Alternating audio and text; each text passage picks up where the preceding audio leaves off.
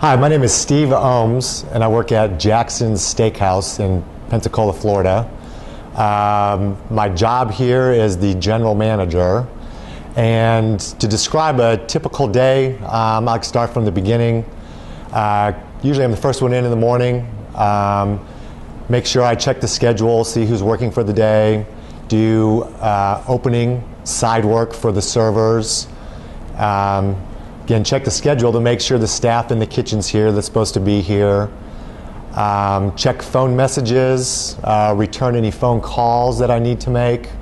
Check the email. Try to get all those things done first thing in the morning, because after the morning to myself, the rest of the day is going to be extremely busy. So I try to get a lot of the admin stuff done right away. Once it's about time for the staff to arrive, make sure everyone's here on time. Keep everyone on task, doing their opening side work, getting the restaurant ready for business. Once we start getting closer to opening, I'll hold what we call a lineup. Some people call it a pre-shift, but gather all the kitchen staff, all the front of the house staff. We'll go over the features for the day, any parties that we have, any special events, any media information, or it's our opportunity to make sure all staff is receiving information that we need them to. After that, the restaurant opens for business. I usually do a quick run through the restaurant to actually make sure everything's ready to go.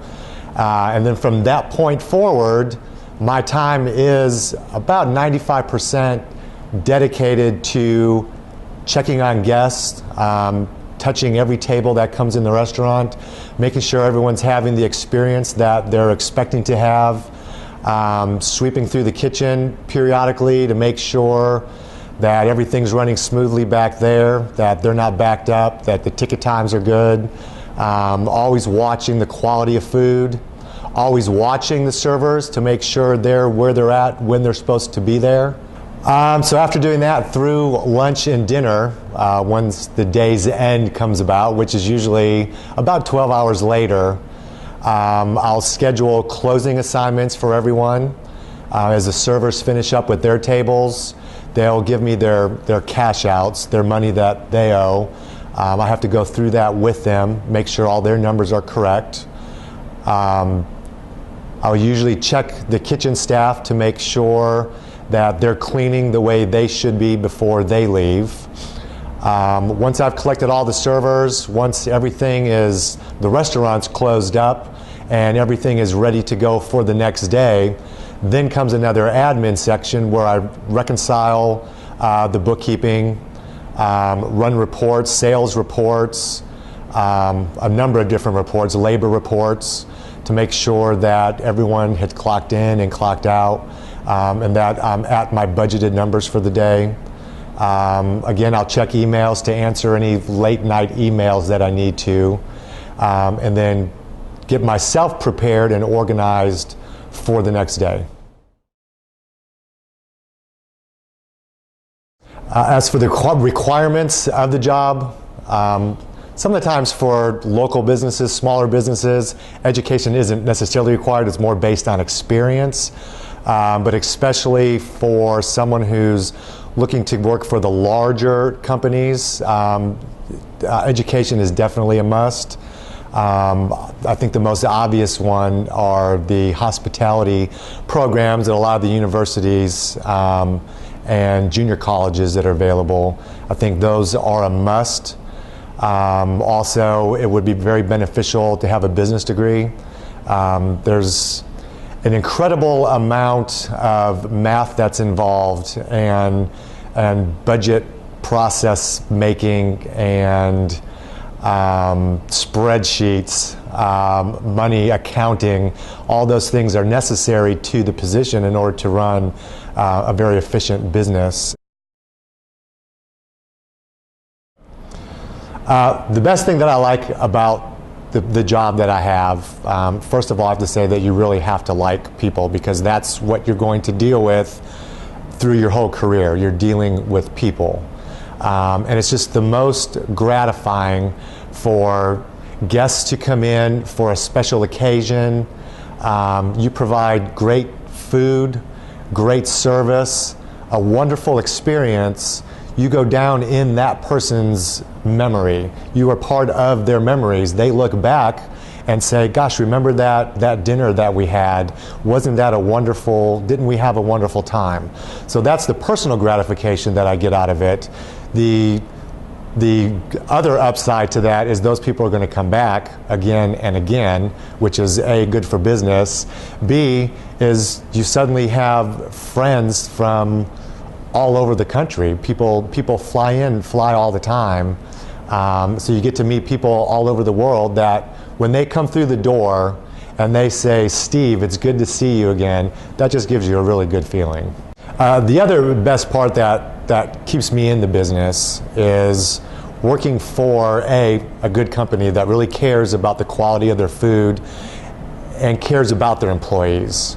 As general manager, it's my role to train the employees, train the servers, train the bussers, train the bartenders, to do it the way we want things done, to constantly monitor that, to make sure the kitchen's following recipes and the food tastes good.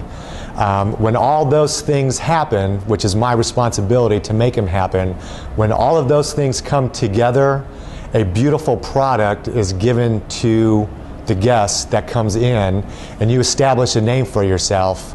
And it's a huge sense of pride to know that I work in one of the best restaurants in the country, and people recognize that and tell you all the time how wonderful everything is, and I take satisfaction in knowing that I was an integral part of making that happen, ensuring that that happens. Now there's also a flip side to things, which are some of the things that are the worst parts of the restaurant business.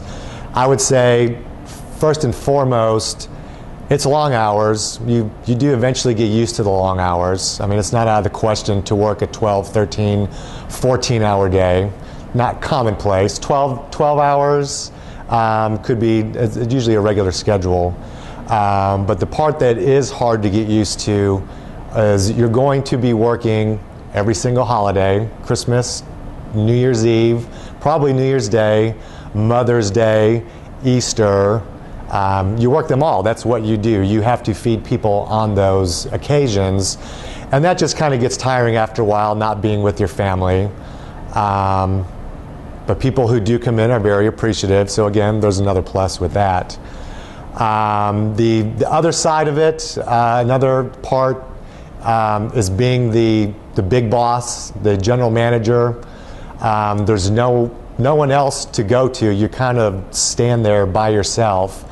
And a lot of the times you have to make unpopular decisions. You have to reprimand people. Someone's always going to be late. Someone's not going to show up for a shift. There are any number of things that can go wrong in a restaurant, and it's my responsibility to deal with it swiftly and appropriately. And a lot of times there's a fine line between establishing camaraderie and friendships, but wearing the same hat, that almost like a parent. You also, when they do something they're not supposed to, you have to correct it, and that's a little difficult for some people to be able to play those dual roles.